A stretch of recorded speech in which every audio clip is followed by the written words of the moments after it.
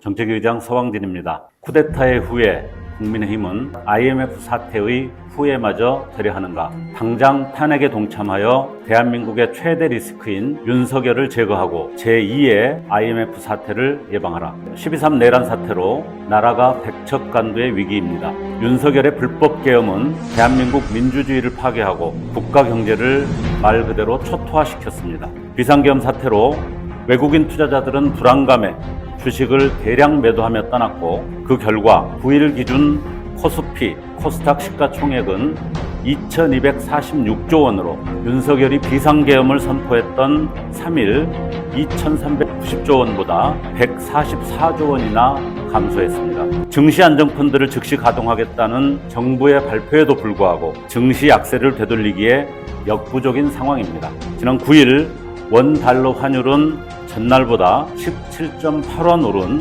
1437원에 거래를 마쳤습니다.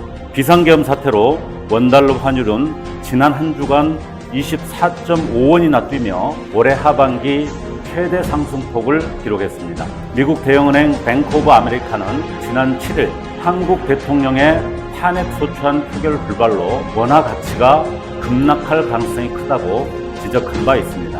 비상계엄 선포와 그 후폭풍은 금융시장, 외환시장, 부동산, 기업투자, 가계부채 등 경제 전반에 걸쳐 광범위한 위기를 초래했습니다. 여기에 정치적 불확실성이 장기화하면서 그 충격파는 제2의 IMF 사태 우려가 제기될 지경입니다. 윤석열 대통령의 이기적인 계엄령 사태에 대한 대가는 한국의 5,100만 국민이 시간이 지남에 따라 분할하여 지불하게 될 것이라는 미국 경제매체 포브스의 분석을 보며 윤석열의 국가 파괴 행위에 대한 분노가 치밀어 오릅니다. 어제 최상목 경제부총리는 우원식 국회의장을 만나 대외 신인도 유지와 경제 안정을 위해 여야 합의에 의한 예산안을 조속히 확정해달라고 요청했다고 합니다. 대외 신인도 하락과 경제 위기가 국회 때문입니까? 윤석열 내란 수계 때문 아닙니까? 예산안 처리가 지연된 것이 마치 국회 책임인 것처럼 주장한 최상목의 발언은 국민을 모독한 처사입니다. 지금 대한민국의 최대 리스크는 윤석열입니다. 삼척동자도 다 아는 사실입니다. 탄핵을 통해 이 최대 리스크를 제거하는 것이 위기에 처한 대한민국 경제의 신뢰를 회복하는 첫걸음입니다. 그러나 국민의힘은 알량한 권력 노름을 하며 탄핵안 표결을 거부하였습니다.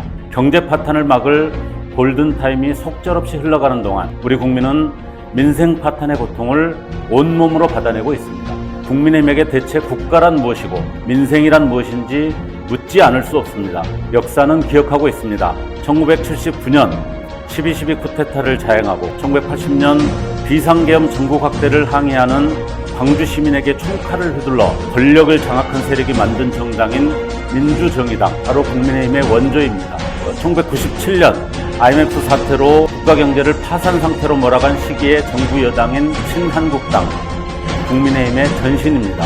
1997년 대선 승리를 위해 북한군에게 휴전선 무력 시위를 요청한 소위 총통 사건을 주도한 주도 세력인 한나라당, 역시 국민의힘의 전신입니다. 그로부터 수십 년의 시간을 훌쩍 넘은 2024년 국민의힘이 배출한 대통령 윤석열은 비상계엄을 통해 내란과 군사반란을 일으키고 총통을 훨씬 뛰어넘는 북한 직접 타격을 추진했습니다.